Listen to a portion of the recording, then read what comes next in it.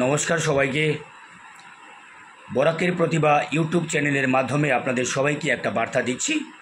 আগামী 29শে সেপ্টেম্বর অর্থাৎ রবিবার সকাল 10 ঘটিকা হইতে কাছাড় জেলার শিলচর ঘনিয়ালা প্রগ্রেসিভ সোসাইটির ব্যবস্থাপনা ও আয়োজনে শিলচর ঘনিয়ালা ক্লাবে শিলচর শিলংপট্টিতে অবস্থিত চৌধুরী চক্ষু হাসপাতালের সহযোগিতা পরিচালনায় এবং চক্ষু রোগের বিশিষ্ট ডক্টরদের চিকিৎসায় আর্থিকভাবে দুর্বল অসহায় মানুষ যারা রয়েছেন, যে কোনো বয়সের, যে কোনো ধর্মের, যে কোনো শ্রেণীর,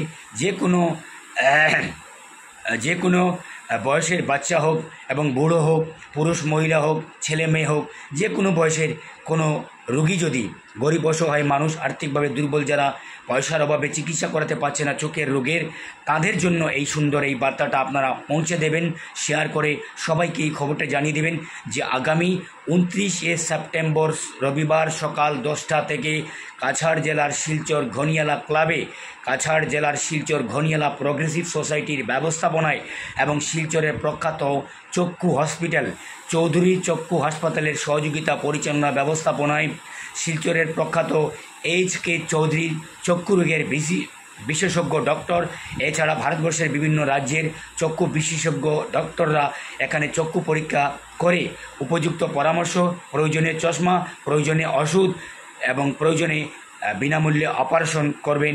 তাছাড়া সম্পূর্ণরূপে আপনাদেরকে এই ক্লাবের ঘনিয়ালা প্রগ্রেসিভ সোসাইটি পক্ষ থেকে এবং চৌধুরী চক্ষু হাসপাতাল শিলংপট্টির যেতে অবস্থিত সেই চৌধুরী চক্ষু হাসপাতালের পক্ষ থেকে সম্পূর্ণরূপে বিনামূল্যে চিকিৎসা করে আপনাদের সব কিছু সুযোগ সুবিধা দেওয়া হবে। তাই আপনারা এই সুযোগ সুবিধা গ্রহণ করতে আগামী 29শে সেপ্টেম্বর সকাল 8টার সময় শিলচর ঘনিয়ালা ক্লাবে এসে নিজ নাম নথিভুক্ত করবেন, টোকেন সংগ্রহ করবেন।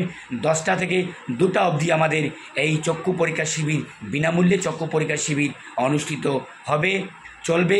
তাই আপনারা যারা দূর দূরান্ত রয়েছেন সবাইকে বলছি এইটা আপনারা পৌঁছে দিন এবং গরিব অসহায় মানুষকে এই বার্তাটা পৌঁছে দিয়ে ভালো কাজের জন্য আপনারা একটু সহযোগিতা করুন।